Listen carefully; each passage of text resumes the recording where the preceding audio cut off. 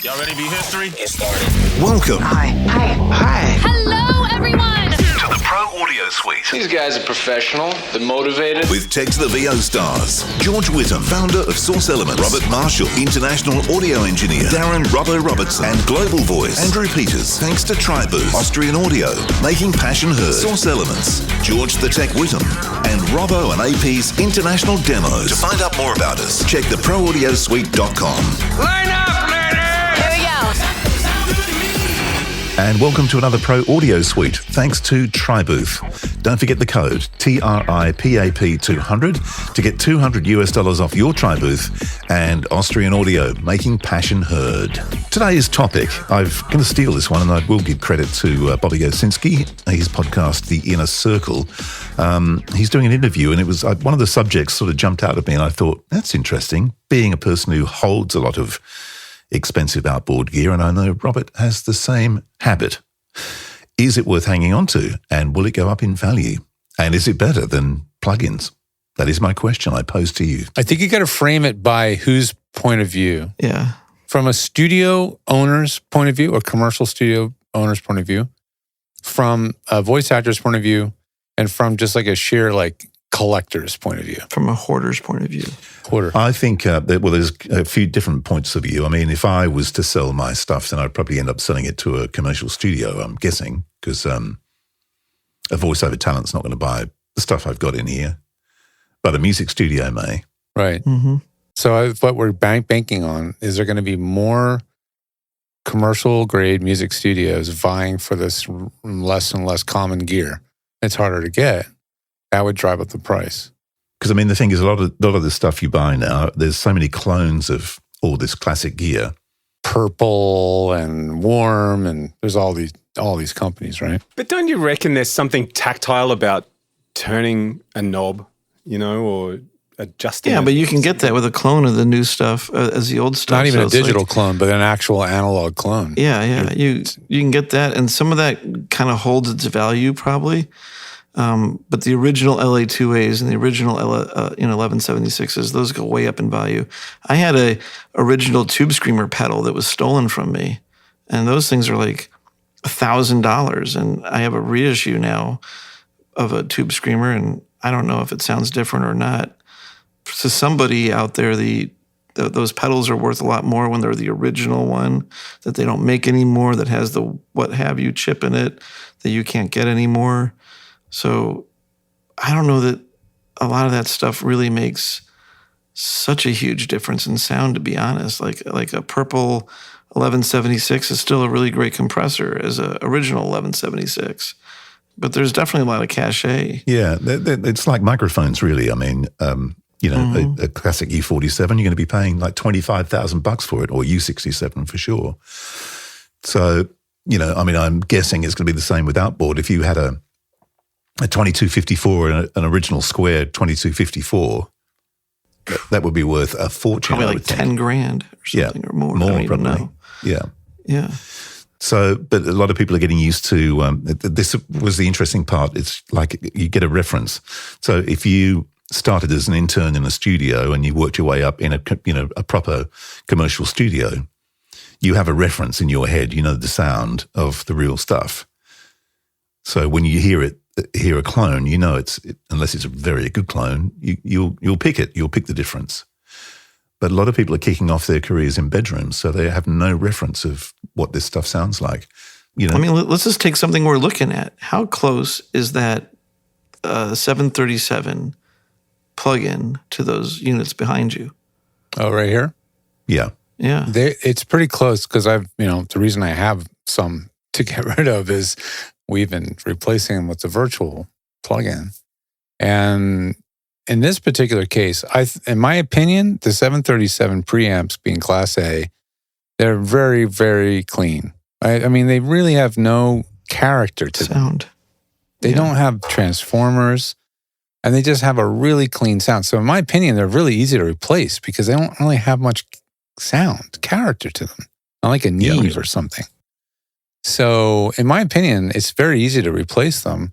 Now, we've used the plugins, and we did some extensive testing with one of my clients, obsessively so. We did hear a difference between his particular Avalon 737 and the plugin we were using.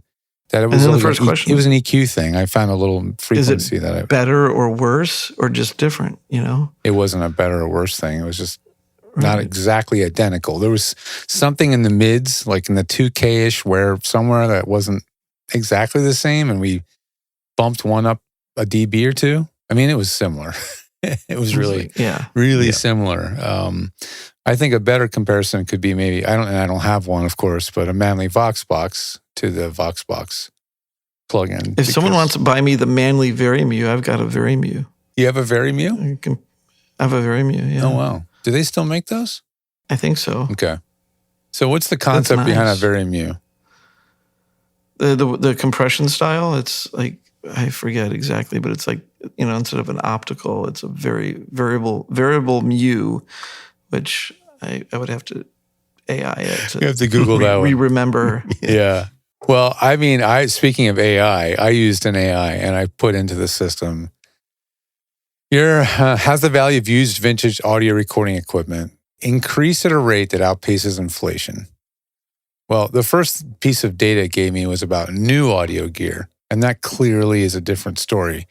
It says it has deflated sharply since 1977. So, you know, the equivalent of a $20 is about $20 worth of gear in 77 would now be $5.80 worth.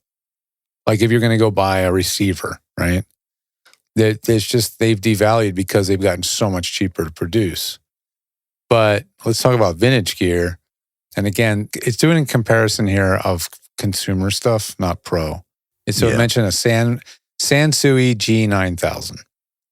It has doubled in value in 2 years, while some Marantz units are escalating rapidly also.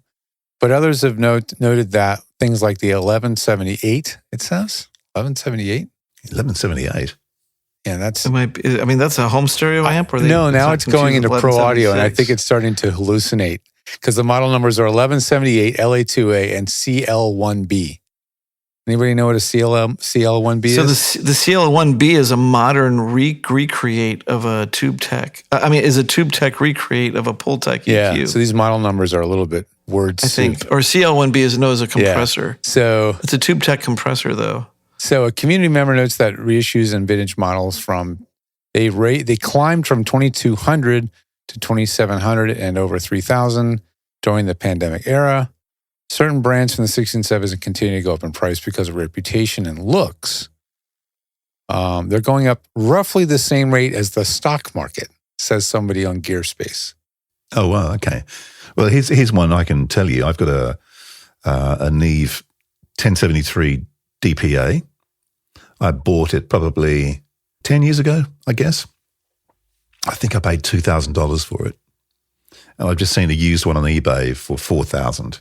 Wow. So 10 years ago, you doubled your money. If you could sell it for that. I always search for closed or completed sales because there's a lot of I'll put it, there's a lot of stuff on eBay that is the wife has been nagging me to sell this shit for years. So I'll put it up on eBay for an aspirational price and just let it sit there for 5 years so that she doesn't nag me about it. 'Cause, honey, it's on eBay.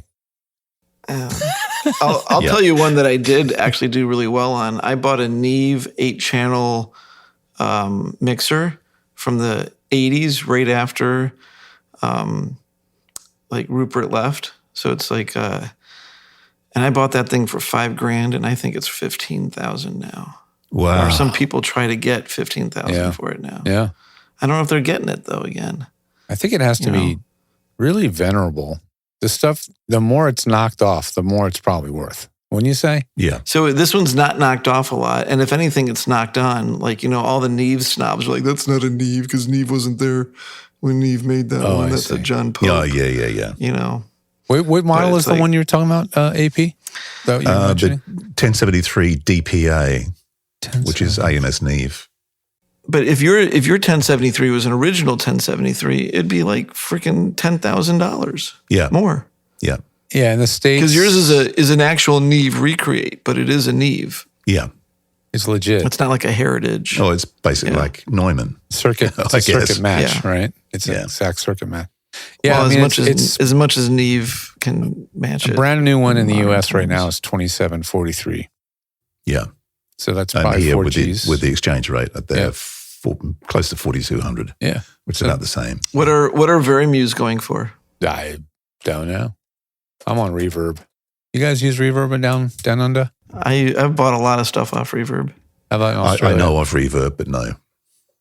I don't know whether people sell much. No, what's reverb? It's good very for- trustworthy. It's good for pricing, that's for sure. Yeah. So, $5,000, 5,500.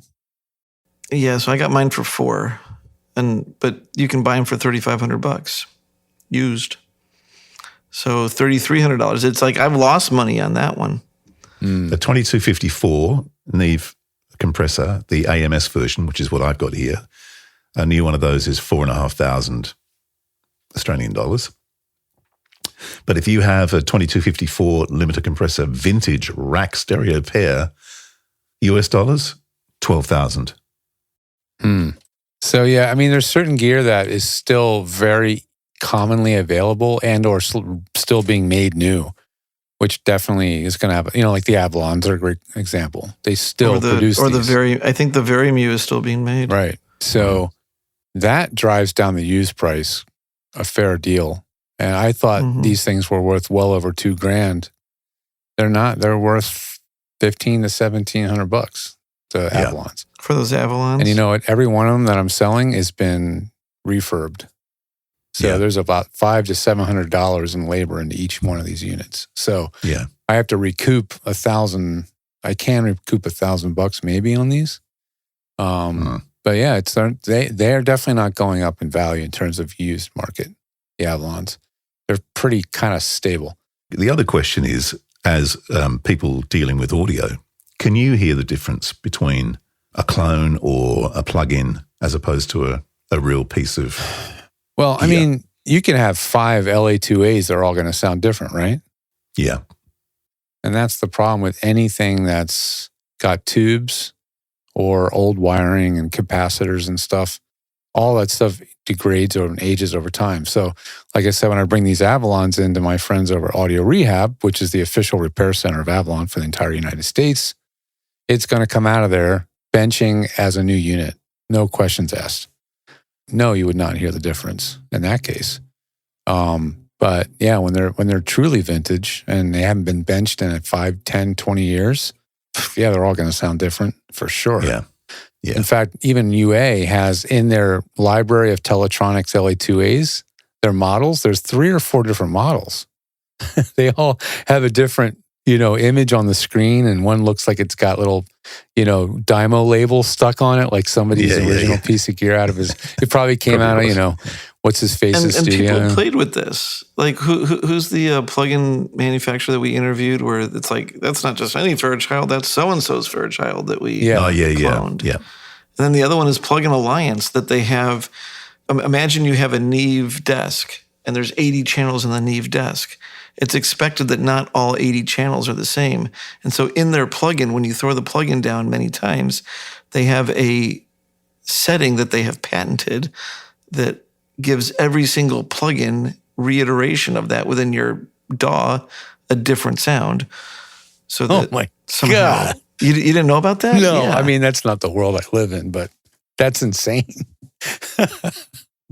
I mean, I know what it's all about, authenticity, but holy smokes. It's like sampled instruments. They only got sampled pianos and Rhodes and stuff only got good when they started sampling them at every velocity, softer, harder, and then and it's still not good enough when it's still not the same. When you go with the really soft, you're like, come on, I can hit a piano hammer so soft that it doesn't make any sound. Right. Yeah. Yes. Plug-in Alliance calls it variable harmonics. Wow. And you can make it. Is it a random, sort of a randomizer? It's a randomizer that changes the TVT. No. Sorry. Tolerance modeling technology. TMT. TMT, patented by Brainworks. This technology is used by many plug-in products, including the Lindell Audio 50 series. Functionality, TMT emulates the minor component variations found in various analog hardware. This process adds a slight realistic difference in tolerance between every single plug-in channel. I don't like the way this mix sounds. Hang on, hit the button. Click. Let me fuck it up. Randomizes all the models. Right. Do it again. No, that's better. I think I like that better. Now go back to the first one. I can't. It was random. So by introducing these subtle imperfections, TMT creates harmonic variations across multiple tracks, which provides depth and realism associated with analog consoles. Wow. Maybe they couldn't make it consistent, and then they called it a feature. There you go. Well, if it's machine learning based, then it would have problems with Patent that flaw. Well, anything that's machine learning has problems with consistency. So if that's part of what's going on, I mean, I don't think so, but yeah. That's fascinating. And I haven't really seen machine learning entering the world of modeled preamps and modeled gear yet. So I guess that's the next thing, probably. You could go to the plugin and go, type into the thing, I just hit you with a hammer 3 times. What do you sound like now? You know, and it's like Drop microphonic it. and it's distorting and oh man, That's like the spring reverb that they modeled the sound of someone kicking the amp. right. Yeah. Boing. They did that. Did they really? Yes, and one of the soft tube spring reverb, you can flick it and it, Yeah, I mean, there's a knob for it. It really does depend on how unique the pre is, I think, or the piece is, how hard it is to find, and how popular it is right now. Some of it's not really like gaining, some of it's matching, inflation, and some is outpacing it. Some is doing as well as stock. I mean, if you have a used piece of gear that's doing as well as the stock market, that's pretty good. Because the stock market is better than real estate. And at least here it is. So At the moment. At the moment. At the moment, yeah. At the moment. But we've also seen the real estate market go haywire too. Yeah. So it's fascinating to look at, but it doesn't really go down or down fast. So there's that. Yeah. I mean, I have a bag of junk silver that hasn't really gone up in value in the last 10 years. So Yeah. I might actually have lost money on that. If you talk to Andrew Sheps, he mixes in the box now. Yeah. You mean the creator of the Sheps Omni channel? Yeah. Yeah, of course. He made his difference. Own Why would you spend all the time to make a plugin if you didn't believe it was amazing? But I mean, you recall the desk, and you know how clients are, and it's a business, and it is so much more practical to mix in the box and recall that thing and make a tweak. Yep. And the most you want to have is maybe something on your master chain. But if you get too far out on gear, you can only mix it in one place. You can't have it on your laptop. You can't recall it and do a quick change for somebody. Let's talk about summing amplifiers sometime, too. That's a whole nother mystical piece of the mix-down puzzle. Summing amps. Or even people just talking about different DAWs having different summing characteristics. And now they make, I always use the Harrison DAW because of its summing. Oh, it's real analog, right? Or UA is trying to say that their Luna is like sounds real, and then Pro Tools has heat on the mix bus, right? Which is literally just all of these things are distortions. Just distortions, yeah. Tape saturators, virtual tape decks, et cetera, et cetera, et cetera. Yeah, I can say, having used tape saturators and real tape, it's really hard to get one that feels really exactly the same. Oh, yeah. Like, there's just something about tracking drums through tape that works really well. It takes away a lot of compressor and I think work it's really later. the drums themselves, it does the compression for you. You don't have to spend nearly as much time monkeying with compressors trying to get that. Yeah, it just kind of gets them in a nice fat, like kind of consistent, or I don't know about consistent, but just has a certain like roundness without being overly compressed. And it just happens for you so much easier. And then you try the tape emulators, and they just flipping them on and off, and you're like, can I hear it? And probably the difference is that, like, the tape deck is really like messed up. The tape emulators are emulating a tape deck that's properly set up Meanwhile, Right. your love of the tape deck is it's not really well calibrated or hasn't been calibrated in a while. Well, I mean, I've been listening to cassette tapes a little bit because I bought my daughter a cassette boombox, little mini tiny one that has CD player in the top and Bluetooth and stuff. And I was at her house and I played a tape that I bought for her, a Billie Eilish tape, her newest albums on cassette. And Good God. and I played it back on her deck and it sounded like shit, you know? I was like, is that the deck or is that the tape, right? So fortunately, I had made her a dub of my own. I took her top 30 songs on Spotify, recorded them through a Sony cassette deck that I bummed off a friend of mine who never uses it, right? And it won't rewind, but it still records perfectly. and you know, I made a tape for her. I had that tape too. I put that into her deck and it sounded so much better. All it did remind me is that bin looped mass-produced cassettes still sound like garbage. Sound like garbage. Maybe Billie Eilish cleaned the heads of the tape deck. Right. That could have But been the it. point of those cassettes is not at all about quality because I was shocked at how good the tape sounded. When I made that one for my daughter, I actually sat and listened to pretty much the whole tape, headphones plugged right into the deck.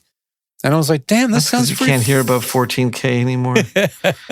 It just sounded pretty solid, you know? It sounded clean and good. And then I shipped her off the tape. But I don't know, my point being, I guess, is that, you know, I don't know what my point is. Go ahead, AP. No. I was just going to say that I remember years ago, I was back in the 80s, I was in the UK doing some interviews and they'd always give you like a white label or, promotional copy of whatever record you're going to be talking to the person about. And the best one I got was actually, which I've since lost, which is so annoying. It was the drummer from Orange Juice, a guy called Zig Magnika. And they gave me his album on cassette and it was a chrome cassette, chrome tape. Man, did that sound good. They can sound good, Really yeah. good. Yeah, that was very good. So here's one that went up in value. I still have my Tascam 688 8-track cassette. I bought it in 1994 or 1992. New. 1990. No, 19. I bought it like 1990. Okay, so it was Because used I even graduated in 92. So I bought it new in then. 1990. Yeah. And it was $1,600. I took a loan out to buy that thing. Yeah, it's a lot of money. Now, one in good condition is $2,500. Well, is that keeping up with But inflation? that's probably not the same value as the $1,600 I spent. No, I'm back going to then. say a lot I was less. going to say, I don't think that that's kept up dropped. with inflation. Okay, so ready? If you took $1,600 and put it in the stock market, this would be Don't funny. depress yourself. Yeah, you'd be about $25,000. $1,600 times, we're going to say 5%. And what is that? 1990. So 10, Compounding That's 20, 35 years ago. Yeah. Yeah. That's frightening, isn't it? 35 years ago. Good God. Yeah, if you put it in the stock market, you'd have $8,800. And that's conservative. You That's probably would have a 5%, lot yeah. more than that. Which would buy you a meat pie and a beer these days anyway. So, Yeah, that's right. It's been doing 20% lately. Yeah, That's, maybe- Yeah, that's 20%, you'd have a crap load. Oh my God. Yeah, exactly. You could buy my stuff and then I could invest the money into something else. There you have it. Pro audio gear, not a solid. I had a investment. hell of a lot of fun with that thing. Yeah. So there. Yeah. It ain't all about the resale value. No. Well, that was fun. Is it over? The Pro Audio Suite with thanks to TriMove and Austrian Audio. Recorded using Source Connect. Edited by Andrew Peters and mixed by Robbo. Got your own audio issues? Just ask Robbo.com. Tech support from George the Tech Whittam. Don't forget to subscribe to the show and join in the conversation on our Facebook group. To leave a comment, suggest a topic, or just say g'day, drop us a note at our website, theproaudiosuite.com.